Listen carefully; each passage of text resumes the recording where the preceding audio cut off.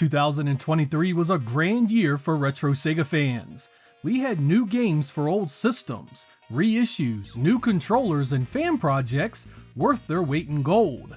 I've put together some of the ones that I found interesting and have them right here in this very video. Let's waste no more time and get right into it.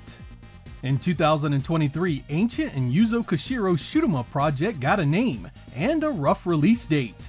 Earthian will be landing in 2024 and available from limited run games. It will be on modern consoles as well as a physical Sega Genesis cartridge. We still haven't seen much of this one, but I'm very excited at the possibilities.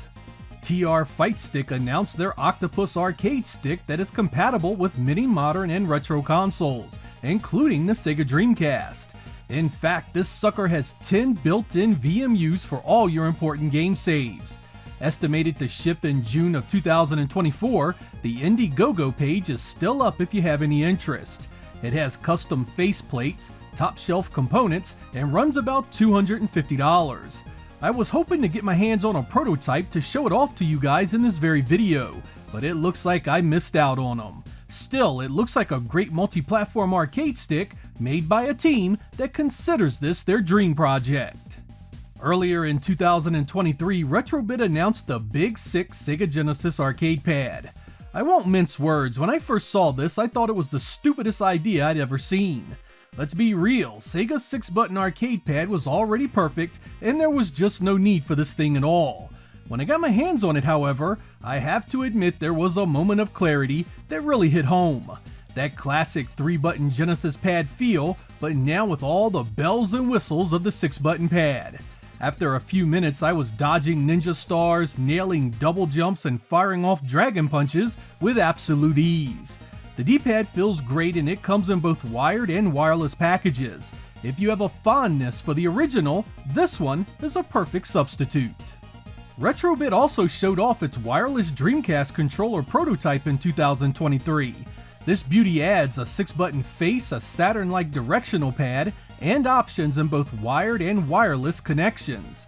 Nothing concrete yet, but it looks like they will land in 2024 and retail for around $50. Speaking of wireless Dreamcast pads, retro fighters threw their hat into the ring as well this year. The STRIKERDC wireless controller brings a more modern design to Sega's last console. It uses USB-C, a Hall effect analog stick, built-in vibration pack, a turbo function, built-in rechargeable battery, and it includes a VMU dongle. This one will sit you back about $50 as well and is available online at retailers like Stone Age Gamer. 2023 also shocked me with fan projects like R-Type for the Sega Genesis. Oh my, was this one a sight to behold. With an available demo, I was able to play a number of stages, and even in its early state, it was R-Type. It had great music, includes the Master System Extra level, and a number of other custom features that make it special. Hopefully this one will get finished and released. The Genesis is long overdue for this masterpiece. The classic beat-em-up 99 VIDAS is getting an official Sega Genesis port that was announced this year. Mega 99 VIDAS is being handled by the fellow that is doing the fan-made Final Fight Mega Drive port, so the end result is likely to be a stunner. If the footage they showed off during the trailer is indeed from the Genesis, the color and animation is already well on its way to being worth the wait. The Genesis continued to get stellar releases in 2023, and at the top of that list was the incredibly good ASTEBROS. I am not typically a fan of roguelikes personally. Too much death and too much replaying the same areas. But this one right here takes the roguelite approach, and it makes all the difference in the world. It's damn near a Metroidvania in the way it's set up.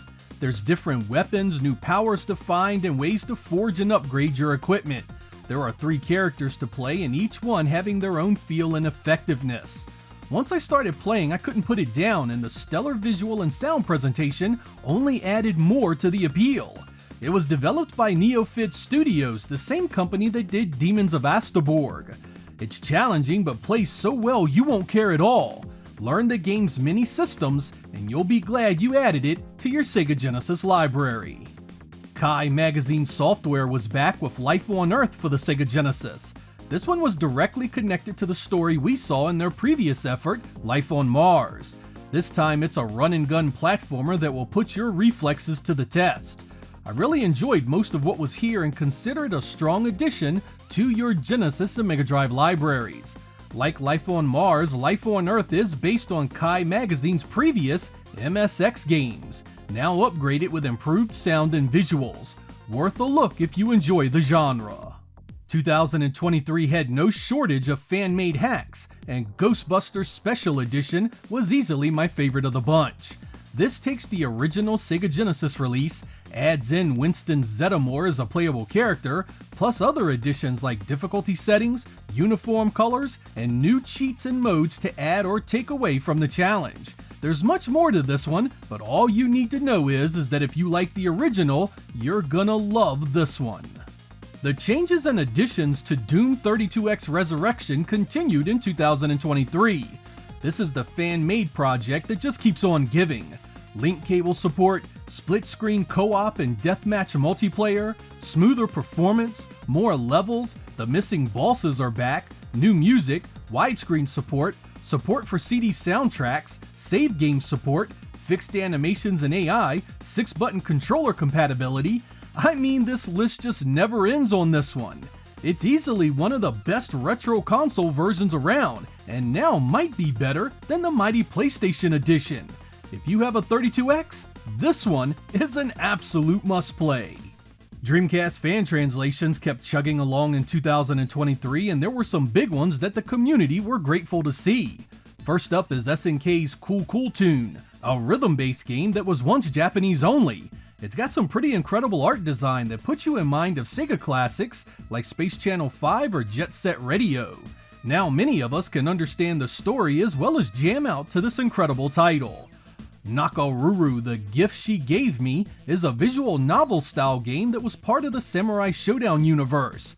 It stars a young girl that lives in the same village as everyone's favorite nature-loving ass-kicker, Nakaruru. There's people to get to know, secrets to learn, and mini-games to play in this rather easygoing adventure. If you enjoy character development, it should be right up your alley. Our last spotlight shines bright on Rena-Hero, the Dreamcast remake of the Mega Drive original. After you are given a suit that gives you superpowers, you get to roam around and do jobs for the people of your small town. Yep, you quite literally are for hire in this one. It's one of those games that is distinctly Sega in feel and gameplay. Now that it's in English for the very first time, Dreamcast owners can finally give this gem the love it deserves.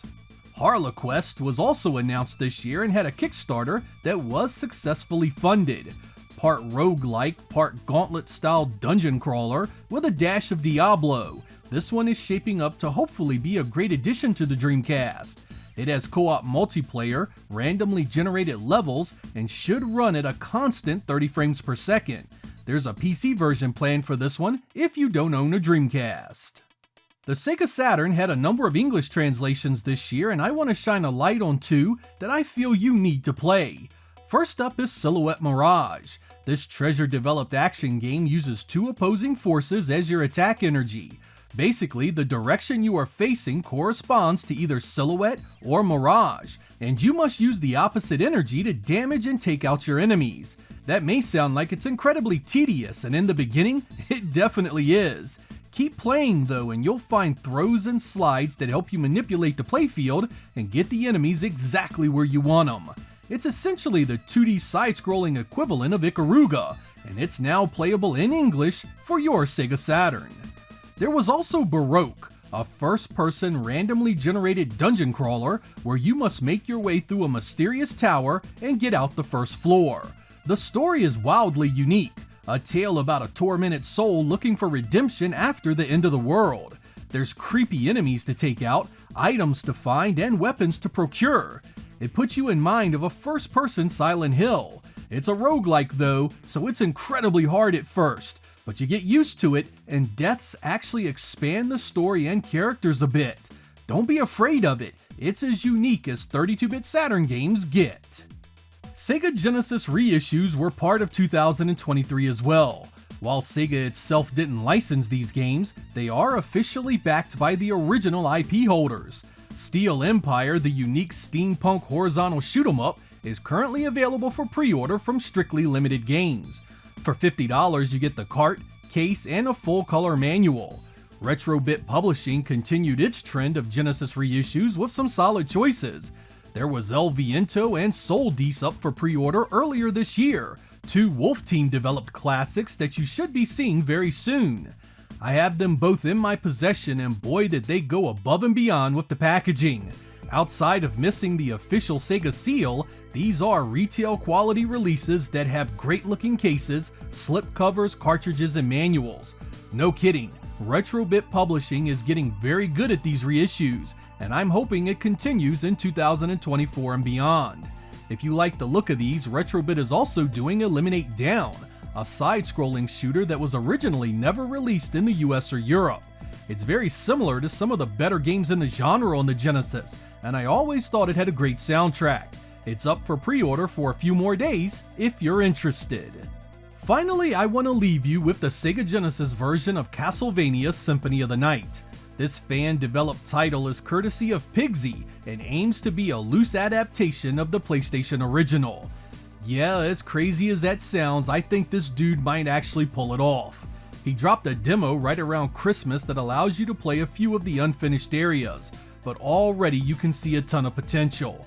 The visuals are nothing short of shocking. The sprites, color, animation, and backgrounds look so close to the original, it'd have you second guessing that this is running on actual Genesis hardware. Yet that's exactly what it's running on. This one is still a ways from being finished, but 2023 saw some important advances in its development, something that PIGSY himself updates regularly on his YouTube channel.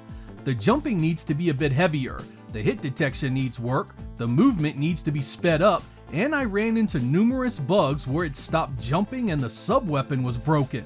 But this is really shaping up to be a fan project like no other. I'll leave a link to PIGSY's channel in the description so you can keep up with the progress and try that demo out for yourselves.